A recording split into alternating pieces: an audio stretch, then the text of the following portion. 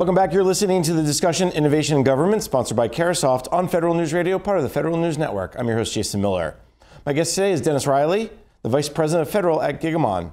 Now, Dennis, we were talking a lot about CDM in that first segment, and I want to kind of continue down that path, but in a broader way.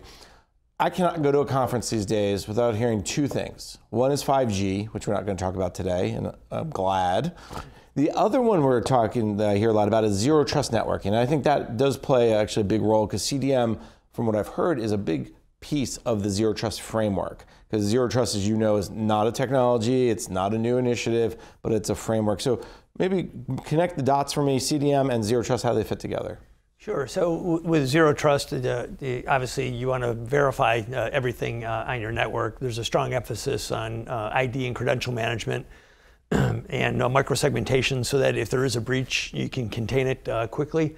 But underlying all of that, you still have to have visibility into your data, whether it's data at rest or data in motion. So assuming that there will eventually be a breach, and assuming a borderless network where there's going to be more and more connected devices, whether it's IoT or handhelds, you need to be able to see what's happening on the network so you can get a quick indicator of a compromise.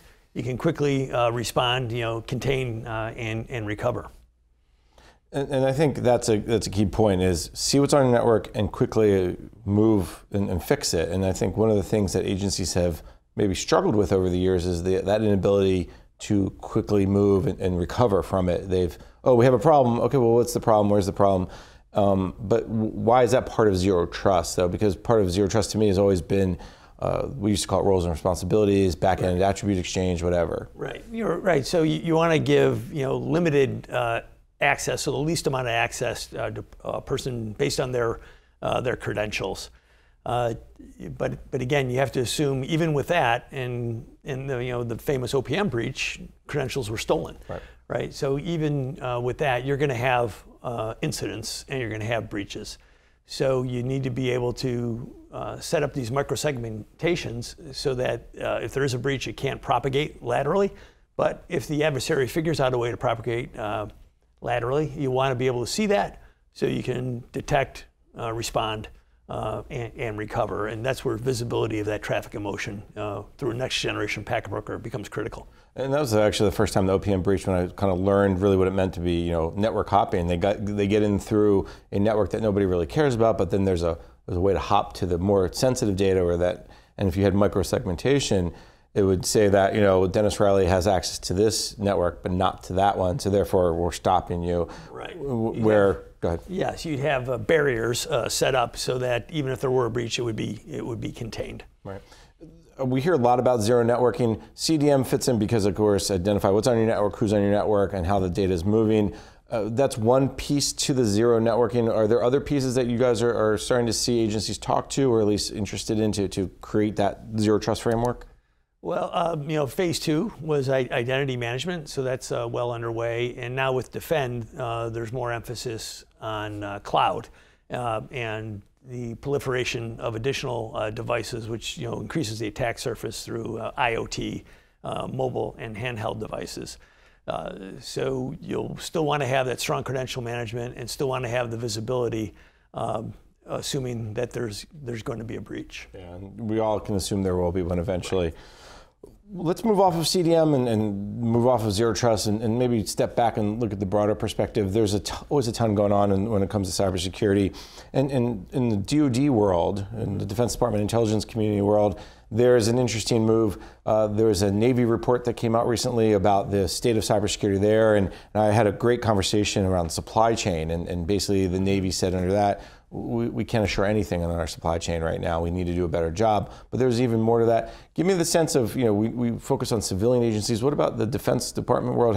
They seem to always get a better credit for dealing with cybersecurity, but they're under a lot more pressure than maybe some of the civilian agencies. They are. So, our nation-state adversaries certainly have targeted with a lot of success in the past our DoD networks. And you mentioned the Secretary of the Navy Readiness Review that came out earlier this year. They were very frank about, since 2015, one estimate had $1.5 trillion in economic theft and espionage. And many think that that's very understated. In fact, Secretary of the Navy went on to say that the amount of military readiness that nation states like the Chinese have gained through those tactics is immeasurable. So that's very disconcerting. Fortunately, with U.S. Cybercom and other initiatives by the services, we're starting to see more focus on defensive cyber operations and cyber protection teams. It was interesting to hear earlier this year, and it's quoted in that Secretary of the Navy report, the Commandant of the Marine Corps say, are we in a cyber war? And he said, yeah, I think we've been in one for about a decade. What he did not say, but what was implied was, for a long time, we weren't fighting it. Only the bad guys were fighting that cyber war. So now I think there's reports where we're taking more offensive operations, but the emphasis is on defensive cyber operations. And a lot of the same principles with CDM apply to DoD. Know what's happening on your network, see the network traffic no matter where it is so that you can properly defend it. I think one of the comments you just made is really stark. You mentioned it's one of the most frank readiness reviews by a service about their state of cybersecurity. I want to go back to, I want to say 2006, 2005, when the first time DoD talked about one of their hacking operations, Titan Rain, I think, if I remember correctly. And we were all taken aback by that discussion. I think almost this readiness review almost rises to that, because that was the first time that they've been that frank. Did that surprise you about how that readiness review when you read through it? I thought it was very candid. I was surprised, but I thought it was appropriate because, you know, we need a wake-up call, I think, and we'd rather have a written report be the wake-up call than something more serious. If OPM just wasn't enough, by the way, right, as a wake-up call, or so many other breaches, but yeah, I think sometimes you need it. But I think it's a wake-up call to the public, to the Congress, and to the administration to more robustly fund these programs and spend those dollars wisely on the force-multiplying technologies that we're talking about today. When you talk about defensive operations, and I think, you know, break and inspect is one example of that. Are you seeing DoD, again, similar path to CDM? I know they don't use CDM because it's for civilian agencies, or are they doing something, you know, different that the civilian agencies maybe will catch up with in another year or two? A lot of times I like to make if it starts in DoD, the civilian agencies catch up a little bit later. You know, I think both DoD and civilian are doing similar things in slightly different ways. You have civilian agencies doing things through their individual budgets and initiatives. They get that booster shot through CDM, through DHS. On the DoD side, the National Security Agency and U.S. Cybercom take some initiatives, but the individual services are acting as well. A good example of that is the individual services setting up their own cyber defense operations and also cyber protection teams. These are teams that can deploy, you know, through to do either readiness reviews or in response to an incident to help out commands who may not have quite as much capability to make sure that the networks are secure, or if there's been a breach, to, you know, isolate it and remediate. And DHS is asking for a fair amount of money in 2020 budget, plus I think they've asked for it before, to do more red teaming and blue teaming and to do more architecture reviews. Are you seeing very similar in DoD, meaning that they've started to do, there's a program called DoD CAR, Cyber Architecture Review. Yes. There's a GovCAR that developed from it.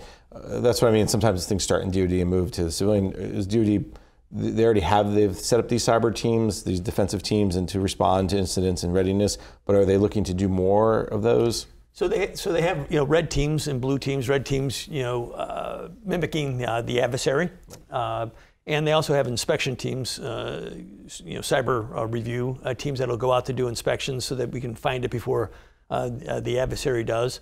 And then they've got what I'll call rapid response teams. DHS has that as well, where if there is an incident and a subordinate command maybe doesn't have quite the resources to handle it, they can get help, you know, from higher authority, like the U.S. Cyber Command or NSA, maybe they jump exactly. in. Yeah, I think you see a lot of that sharing starting to happen in that interagency, meaning across the DoD, the Army is helping the Air Force and vice versa.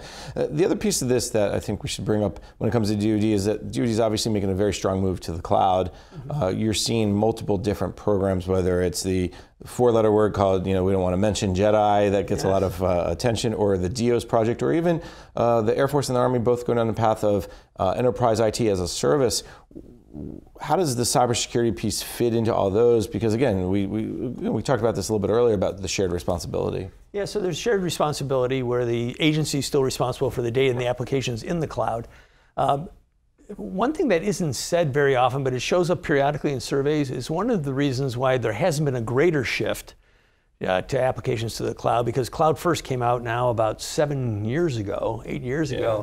And recent GAO survey was a sample of agencies, showed that only about 11% had shifted to the cloud.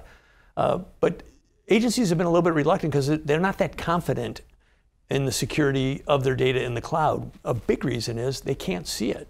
They feel better and actually have better visibility into their data at rest and data in motion when it's on premise.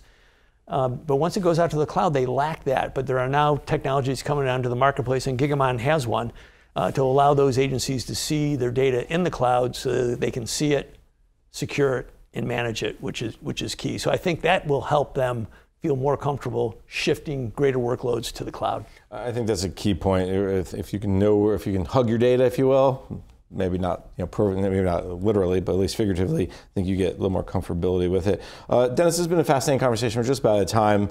Where is cybersecurity heading? And again, if we have this conversation again a year from now and 5 years from now, what are some of those technologies? What are some of those trends that you're starting to see emerge in the public sector or the federal sector, or even maybe you see it from some of your commercial counterparts that you think will bleed into the government? Yeah, sure. So there's been a lot of talk, of course, about machine learning and AI. So I think we'll see more and more of that.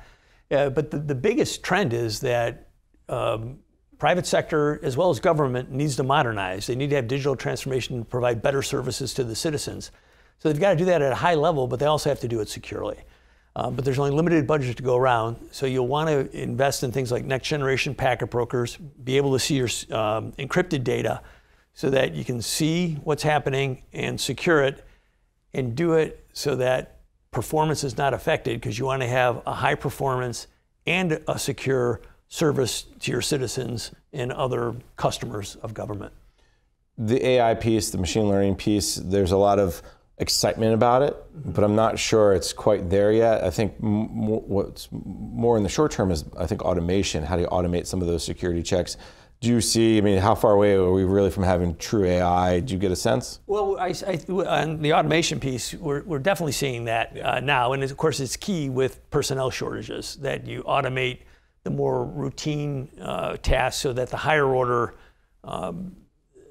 actions that require more human intervention get reserved for our scarce human resources.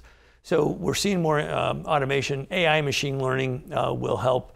But again, underlying it all, you got to be able to see what's happening on your network, know who's on your network, so that you can keep it secured while it's operating at a high level. Comes back around to CDM, doesn't it? Yeah, CDM is an important piece of that. Important piece of that, very nice. Well, that's all the time we have for today. Let me thank my guest, Dennis Riley, the Vice President of Federal at Gigamon. Dennis, thank you so much for taking the time. Jason, it was a pleasure to be with you. Thank you. I've been your host, Jason Miller, and you've been listening to the discussion Innovation in Government, sponsored by Carahsoft on Federal News Radio, part of the Federal News Network. For more on this discussion, visit federalnewsnetwork.com and search innovation.